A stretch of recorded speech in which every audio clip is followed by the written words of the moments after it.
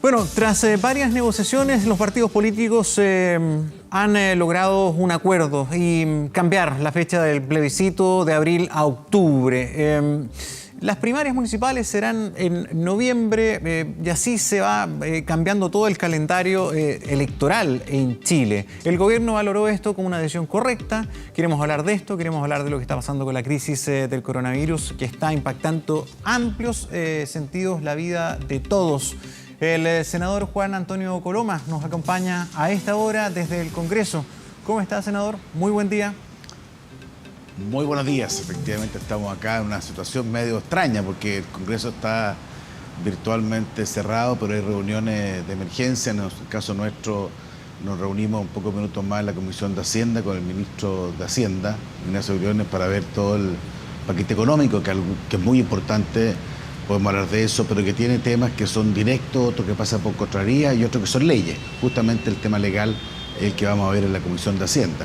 Y aquí mismo se llegó ayer, viendo la pregunta, un acuerdo que yo considero es bien significativo, porque de alguna manera genera, creo que un buen ordenamiento de las prioridades en Chile, en donde más allá de que había una calendarización electoral, que es un tema importante, lo que se hace es simplemente decir, mira, la gran prioridad hoy día es el coronavirus. Y cualquier cosa que altere esa realidad o que dificulte los programas de aislamiento o seguridad de las personas pasan a segundo plano. Y eso es lo que se hizo, a pesar de que había un cronograma que empezaba ahora en abril.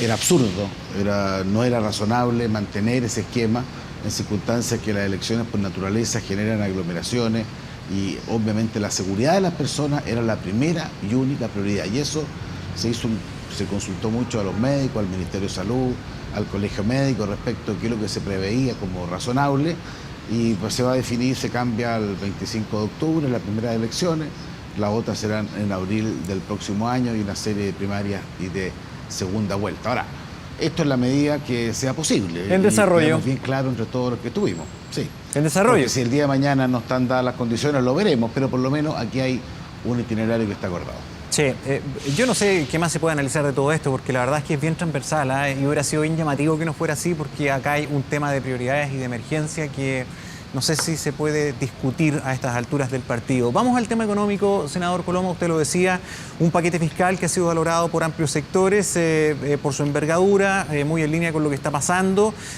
Sin embargo, a pesar de eso, y escuchando expertos, recién estaba conversando con uno de escuelas de negocios, ¿verdad?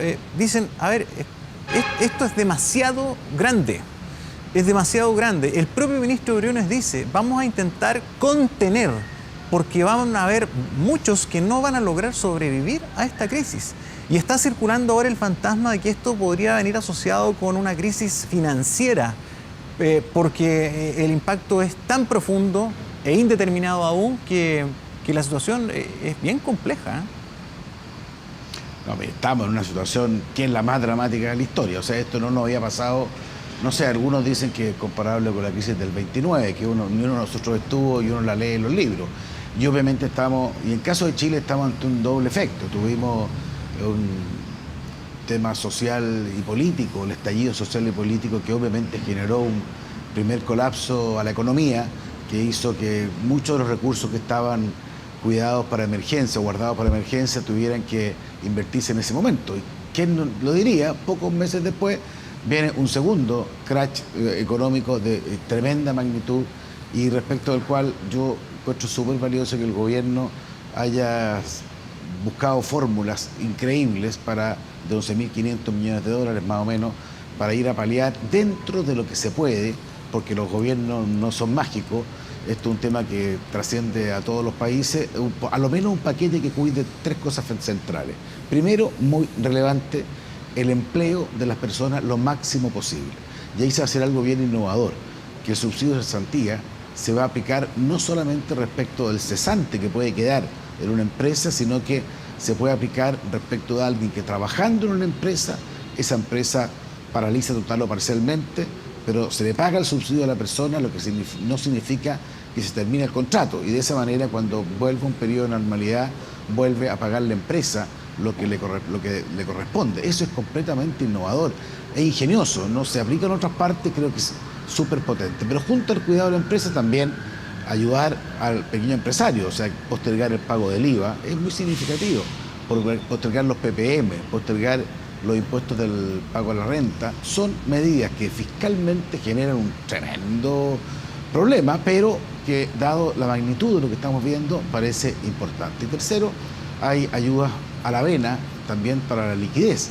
Por ejemplo, no solamente un bono de 50.000 pesos que se da por carga familiar para ayudar justamente al consumo y a las personas más complicadas, sino que adicionalmente se hace una medida de que en el mes de abril el Estado tiene que pagar todas las deudas que hoy día estén vigentes al contado. Estamos hablando más de 1.000 millones de dólares.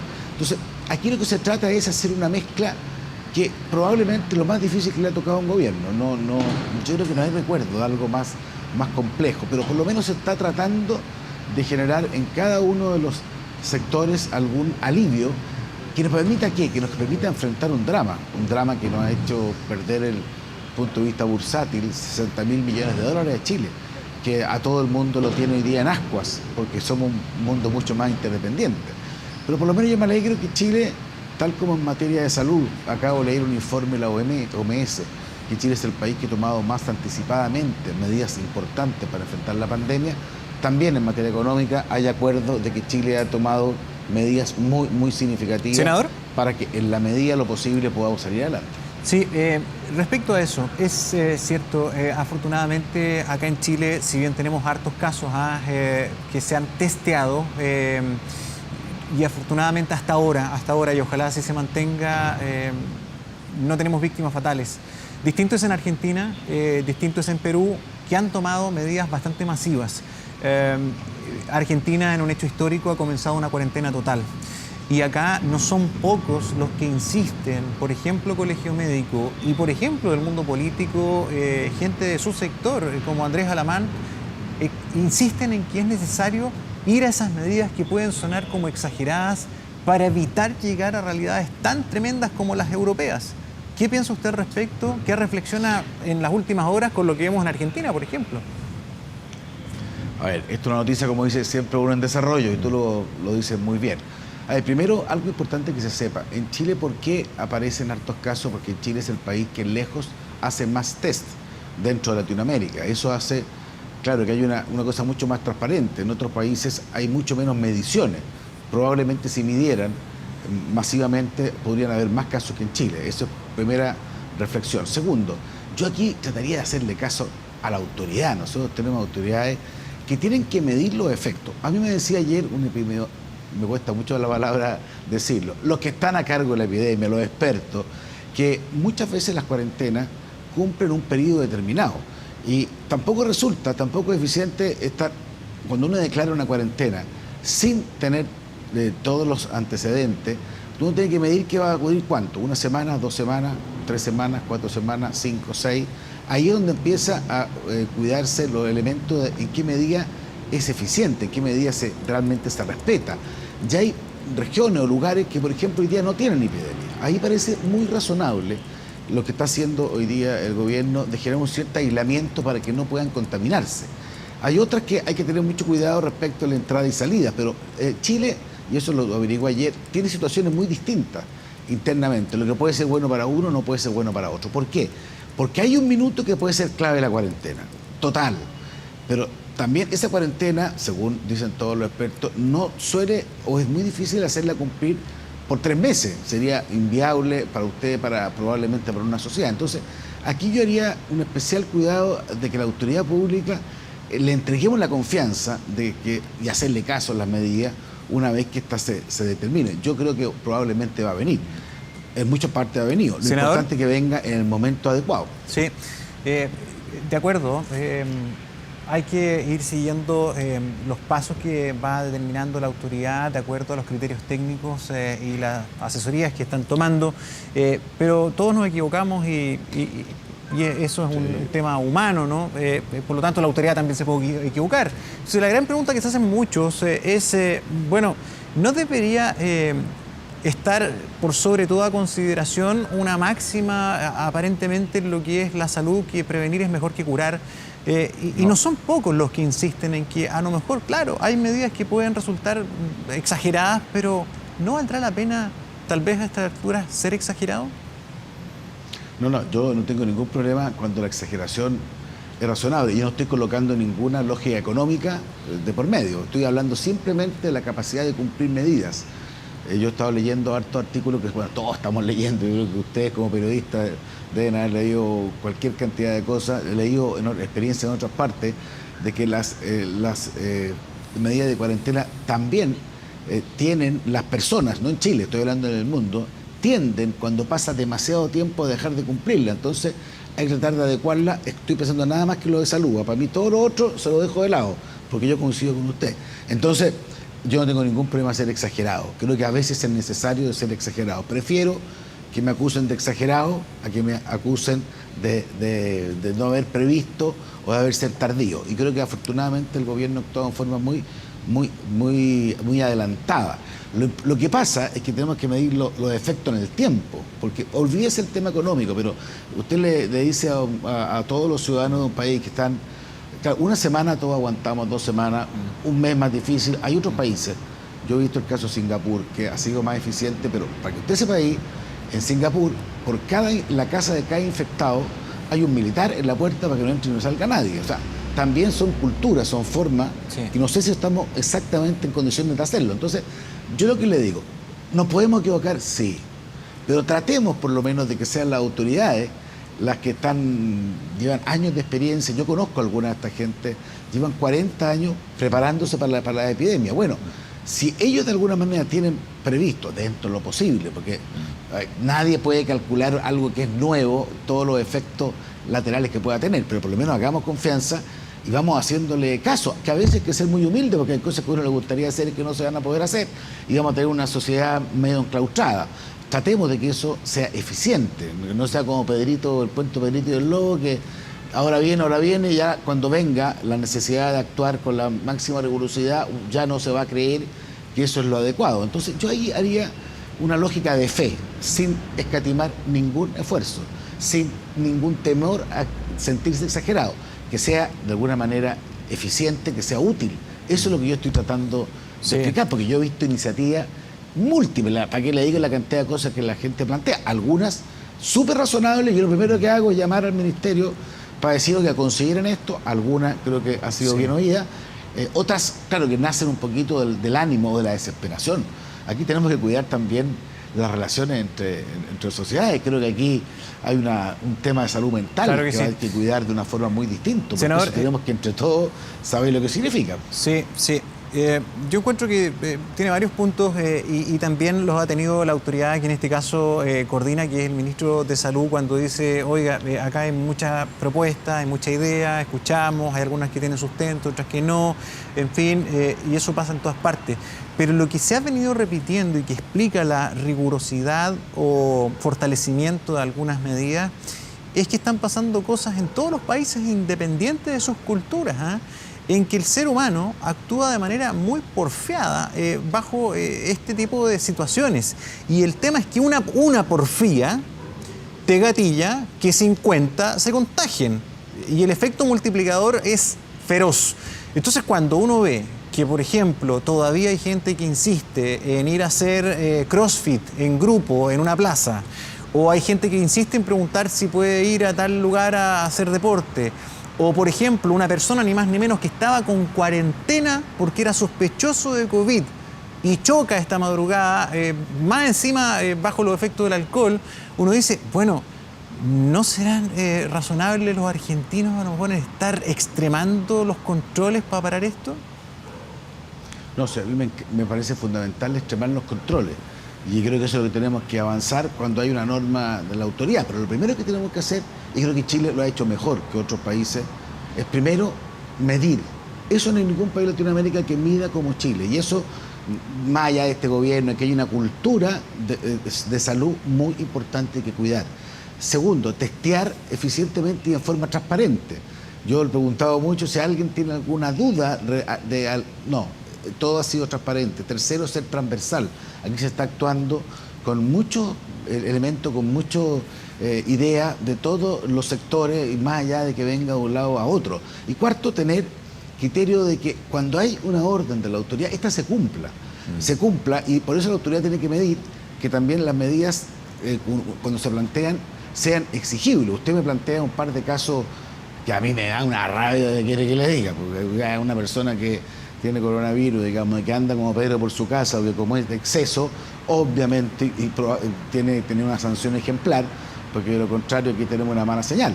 Y quinto, lo que dice usted, si también aquí hay un tema cultural, y aquí tenemos que todos aportar. Creo que los medios de prensa han hecho una labor muy importante también de explicar y de entender los efectos que este virus tiene.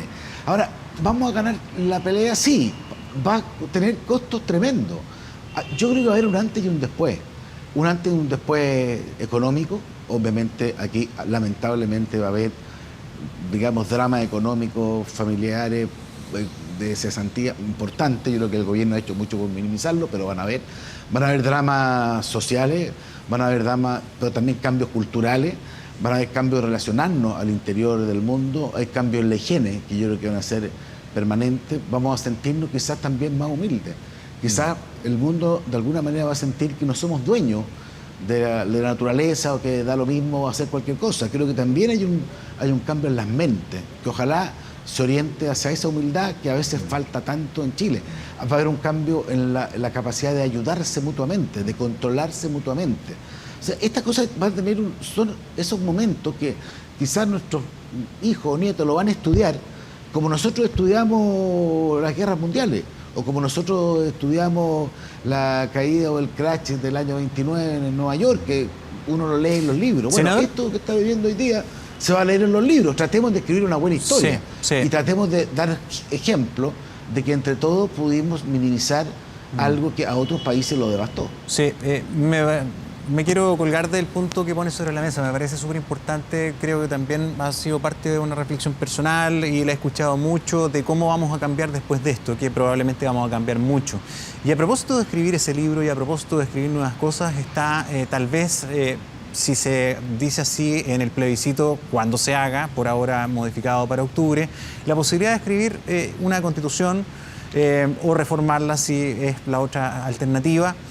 Usted hablaba, todos vamos a cambiar. Usted, por ejemplo, que tiene una visión, una concepción política que también está plasmada en buena parte de la Constitución del 80, el rol del Estado para usted, en lo personal, después de esta catástrofe de una envergadura sin igual, ¿debería repensarse, por ejemplo, en el sentido de sus atribuciones a la hora de actuar en estos contextos especiales, con una mayor posibilidad de operación en ciertas áreas críticas o elementos esenciales, bienes, el derecho de agua, por ejemplo? Mira, es una buena pregunta, todos la pensamos. Ahora, te lo pienso al revés. O sea, ¿ha sido necesario cambiar alguna norma de la Constitución para tener un Estado muy activo? Ninguna, porque la actual norma establece justamente esta lógica de un Estado que es muy fuerte en aquello que debe ser fuerte y es subsidiario en aquello en que los particulares deben ser fuertes. Fíjate que las normas de salud son bien interesantes. A ver, primero, tenemos un Estado con la capacidad de enfrentar lo que está enfrentando y no ha sido necesario cambiar la Constitución porque se le entrega, tal como se le entrega las relaciones exteriores o la justicia de un país excluyentemente al Estado, la salud pública está hoy día a cargo del Estado. Y hay estados de excepción que están en la Constitución que permiten, por ejemplo, disponer de bienes privados en caso de emergencia. Entonces, yo creo que desde un punto de vista constitucional, bueno, no ha habido cambio. Ahora, eso no quiere que uno nunca pueda repensar otros temas, pero respecto de cómo funciona el Estado en momentos de emergencia, creo que esto ha sido un buen ejemplo de cómo estaba preparado y estábamos capacitados para poder enfrentar un drama de esta naturaleza. Ahora, no quiero decir con eso que está todo bien, porque obviamente hay cosas que uno siempre podría mejorar o cambiar de un Estado de Derecho, y eso es perfectamente legítimo.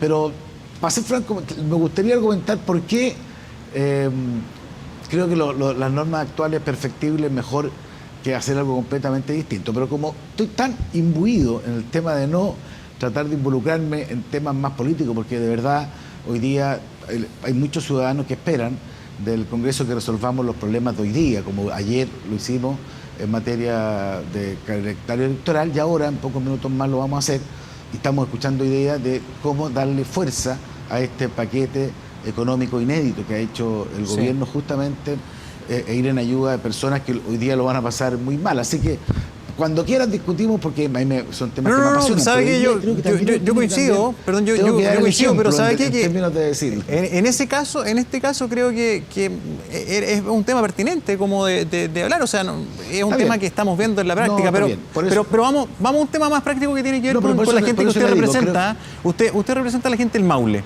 En el Maule tenemos ahí un foco que fue el original, pues, o sea, el paciente cero partió ahí. Entonces, a mí me ha Así escrito es. mucha gente de su zona y me dice, oye, pero ¿por qué no partimos al tiro con una aduana sanitaria como se puso en Pichidangui? Acá deberíamos tener una para un poco ponerle una barrera al Maule, porque acá tenemos un hecho concreto. O Chillán. Sí, está en un caso, mira, cosas buenas y malas. Un drama que haya aparecido el primer caso de coronavirus precisamente en el Maule con un profesor. Cosa buena que haya habido trazabilidad. Los otros casos del Maule, son 14 en total, básicamente están considerados en fondo a esa persona, y hay otra que también está trazada respecto. Son dos personas básicamente las que generaron un cuadro que hoy día afortunadamente está controlado. Primera preocupación. La segunda preocupación personal: hoy día el Maule tiene 42 camas críticas. Es una cantidad muy baja en general, no solo el Maule. Los lagos, perdón, los ríos creo que tenía 11, Iquique tenía 6. Bueno, la segunda cosa que hicimos fue aumentar esa capacidad. Hoy día están llegando los ventiladores, que el gran elemento de las camas. Yo voy a explicar, no sé, probablemente lo han explicado, pero ¿cuál es el drama del coronavirus? ¿Por qué el tema de atención? Porque no cualquier cama Sí, es necesaria.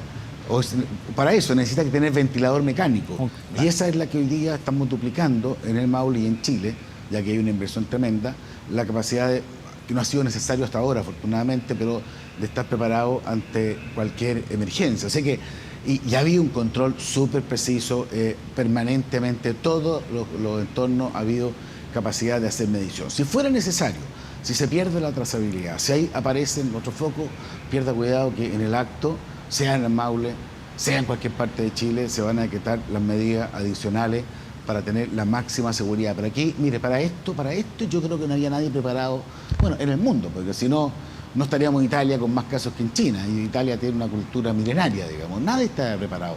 Por lo menos hoy día en Chile hemos logrado algo que no sé cuánto dura, porque, bueno, imagínense para un país que hasta ahora no ha fallecido nadie. Esto es una cosa que a uno tiene que, por lo menos, una pequeña sonrisita en el alma, en el sentido de, hemos sido capaces. Probablemente esto va a tener una secuencia que es imposible mantener ese estándar, pero por lo menos hagamos un esfuerzo de decir, si hemos sido capaces hasta ahora, bueno, tratemos de seguir con lógica que nos permitan tener ese resultado final. Y todas las medidas, y yo, ¿para qué le digo la cantidad de gente que he conversado? Yo vivo conversando con los médicos, con los especialistas, que cada caso que llega, tratando de revisar, digamos, qué otras medidas adicionales uno puede tomar, cómo se armonizan hoy día el tema de las vacunas, las vacunaciones que se están haciendo muy masivamente, que no tienen que ver con el coronavirus, pero si uno tiene coronavirus y se debilita, obviamente puede tener un problema complicado con la influencia, o la influencia puede necesitar un número de camas críticas que empiece a competir eventualmente con el coronavirus. Sí. Entonces ahí uno tiene que tratar de ir anticipando todas esas medidas, y en eso yo quiero decir también, el Ministerio de Salud ha hablado tantas veces, están haciendo una inversión gigantesca en tratar de aprovechar estos días que pasan.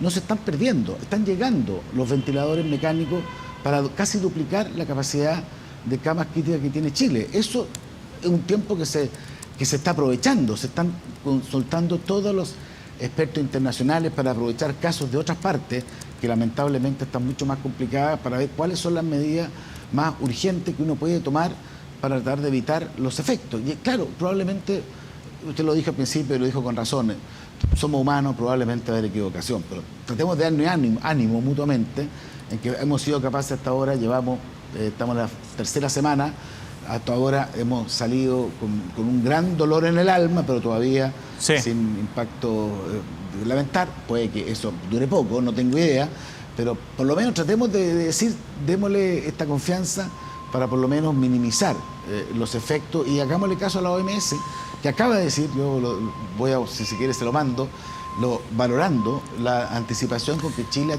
ha tomado medidas amplias y eficientes respecto de enfrentar dentro de lo que se puede lo mejor de esta pandemia que nos tiene a todos medio sin dormir. Senador, muchísimas gracias por la conversación, por la entrevista, por los datos, por el análisis, por la opinión.